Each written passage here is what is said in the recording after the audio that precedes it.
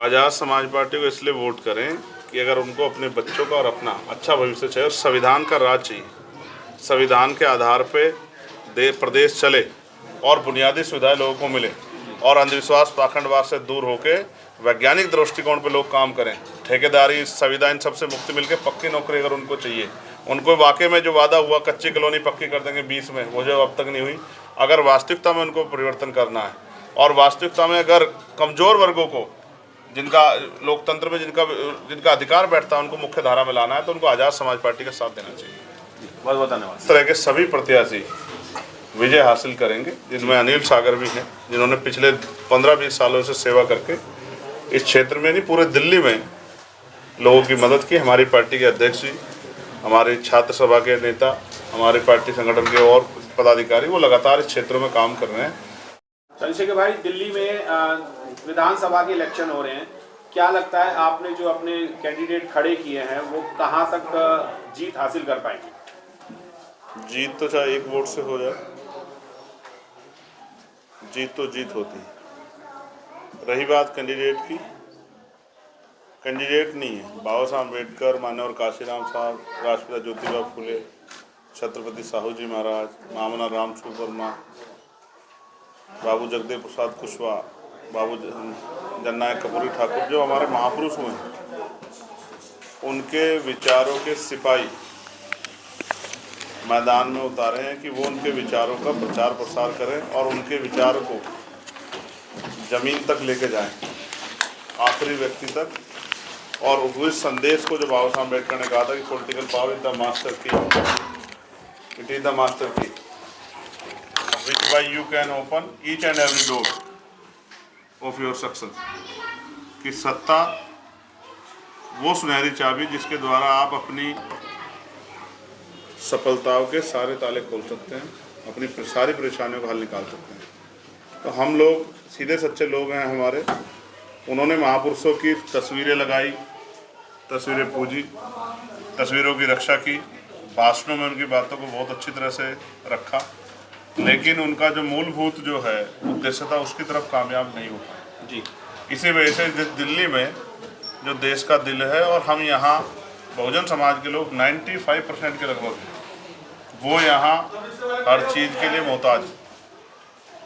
आज मैं सीमापुरी में हूँ, गोकलपुरी घूमा हूँ, सीमापुरी घूमा हूँ, यहाँ सादरा सीलमपुर भी है जी।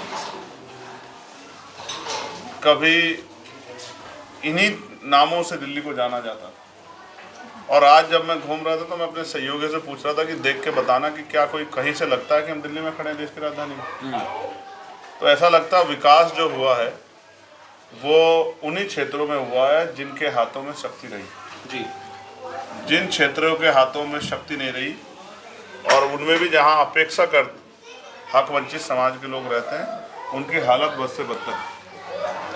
कूड़ों के ढेर लगे हैं, निकासी की कोई व्यवस्था नहीं है, पीने के लिए पानी 15 दिन में आए, 10 दिन में आए, कोई पूछने वाला नहीं है। और भी बहुत सारी परेशानियां जैसे रोजगार, जैसे सफाई कर्मचारियों के लिए पक्की नौकरी जी, ऐसी कोई भी व्यवस्था सरकार ने नहीं की।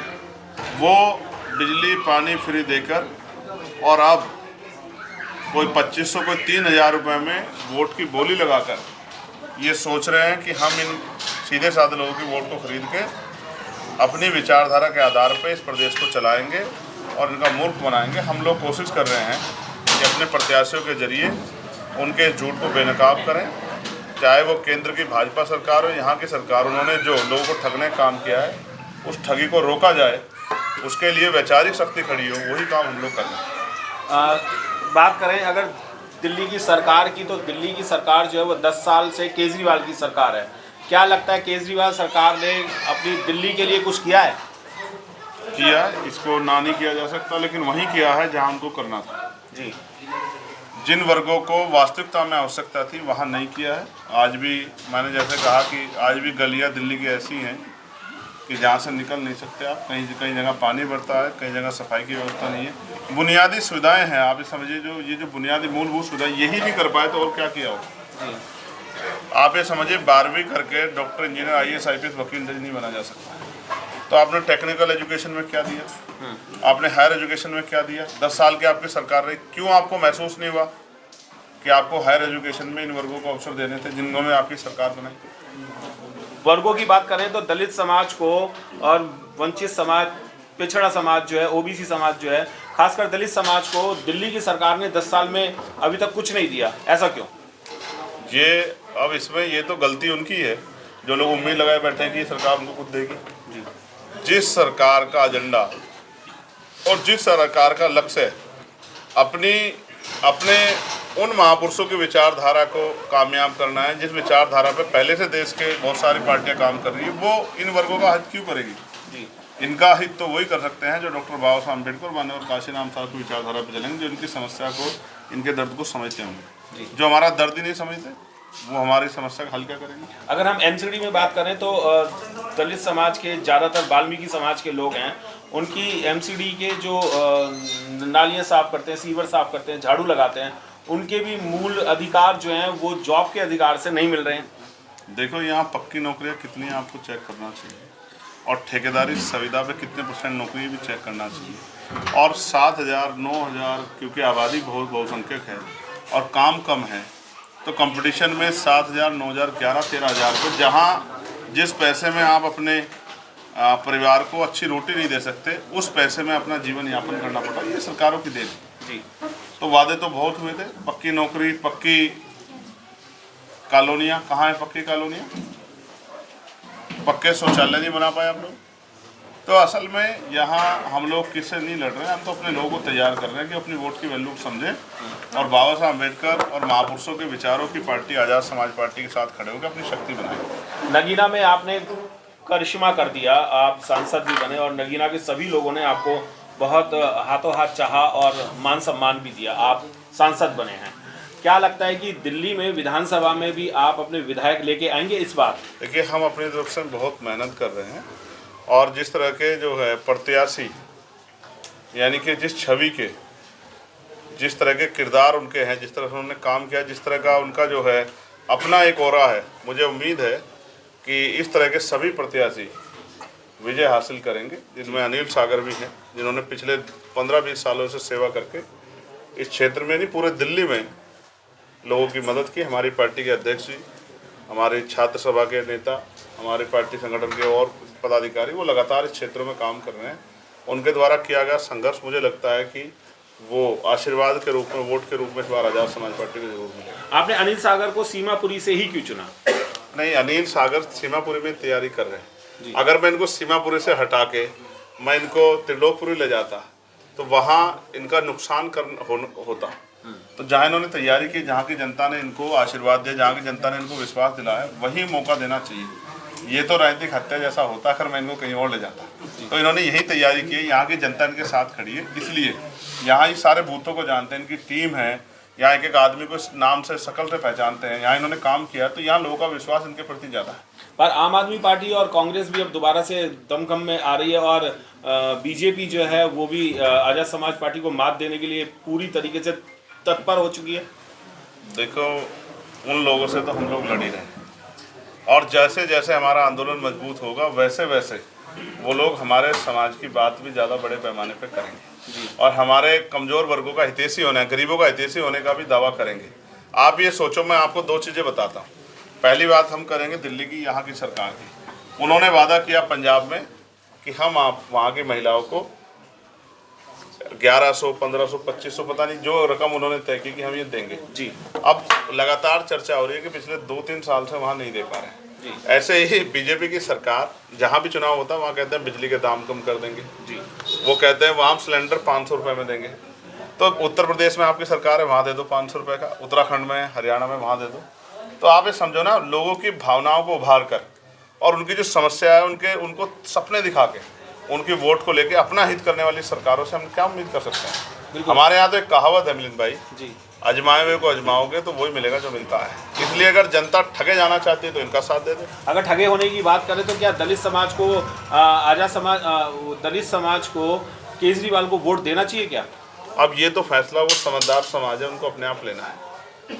उनको चाहिए कि वो ऐसे लोगों को मौका दें जो उनकी आवाज़ को बन सकते हैं। मैं पार्लियामेंट में हूँ, आप देखो दलित सांसद तो बहुत पार्टी जीत के आए बेचारे, कि अपनी पार्टी लाइन से आगे बढ़ के समाज के लिए बोल पाते हैं, समाज के हितों की रक्षा कर पाते हैं। तो ऐसी जगह तो संभव काम नहीं कर पा रहे। और जब वो अपनी अपनी पार्टियों में थे, यहाँ EWS भी लागू हुआ, तब तो बेचारे हिम्मत नहीं जुटा पाए कि वो विरोध कर लेते। तो बाकी लोग अपनी पार्टी के प्रति समर्पित हैं, हम लोग अपने हक वंचित कमजोर समाज के, बहुजन समाज के प्रति समर्पित हैं और अपना काम कर रहे हैं। आम आदमी पार्टी और केजरीवाल की बात करें, क्या वो दलित विरोधी हैं? वो देखो, मैं कह रहा हूँ, आप उनकी बात क्यों कर रहे हो? आप आज़ाद समाज पार्टी की बात करो ना जी। ये तो कितने ही लोग विरोधी हैं, हमें तो वो देखना है कि उनका समर्थन कौन कर रहा है, उनके लिए खड़ा कौन है। आज पूरे देश में अगर कहीं जरूरत होती है तो आप और मैं सब जानते हैं कि भीम आर्मी, आज़ाद समाज पार्टी पुलिस से पहले पहुंच के लोगों की मदद करने का काम करती है, उनकी आवाज़ बनने का काम करती है। तो आज़ाद समाज पार्टी दलित, पिछड़े, मुसलमान और सभी जातियों के गरीब, सबसे जो है अच्छी उनके लिए हितैषी पार्टी है और जनता को आज़ाद समाज पार्टी का साथ देना चाहिए। ऐसी आपने दिल्ली में आज़ाद समाज पार्टी के जितने भी कैंडिडेट खड़े किए, उसमें युवा कितने होंगे अंदाजन? मैक्सिमम युवा ही है।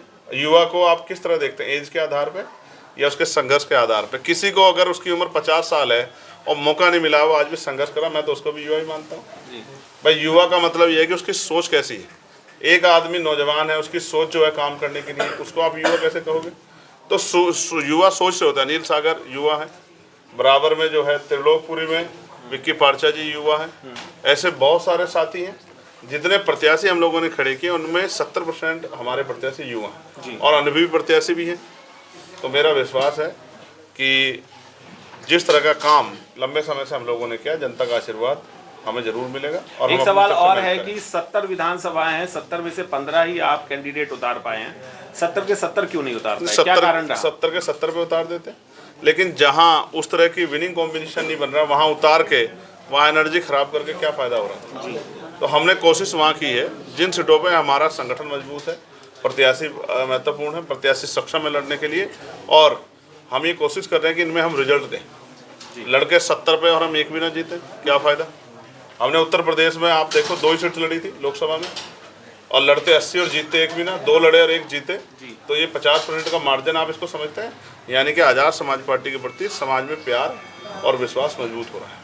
जी, आज़ाद समाज पार्टी के आप राष्ट्रीय अध्यक्ष भी हैं और भीम आर्मी के भी हैं, तो क्या कहना चाहेंगे कि देश की जनता को कि दिल्ली में वो किस तरीके से वोट करें, और अगर आज़ाद समाज पार्टी को करें तो क्यों करें? आज़ाद समाज पार्टी को इसलिए वोट करें कि अगर उनको अपने बच्चों का और अपना अच्छा भविष्य चाहिए और संविधान का राज चाहिए, संविधान के आधार पे प्रदेश चले और बुनियादी सुविधाएं लोगों को मिले और अंधविश्वास पाखंडवाद से दूर होके वैज्ञानिक दृष्टिकोण पे लोग काम करें, ठेकेदारी संविदा इन सबसे मुक्ति मिलकर पक्की नौकरी अगर उनको चाहिए, उनको वाकई में जो वादा हुआ कच्ची कॉलोनी पक्की कर देंगे 20 में, वो जो अब तक नहीं हुई, अगर वास्तविकता में उनको परिवर्तन करना है और वास्तविकता में अगर कमज़ोर वर्गों को, जिनका लोकतंत्र में जिनका अधिकार बैठता है, उनको मुख्य धारा में लाना है, तो उनको आज़ाद समाज पार्टी का साथ देना चाहिए। बहुत बहुत धन्यवाद। धन्यवाद।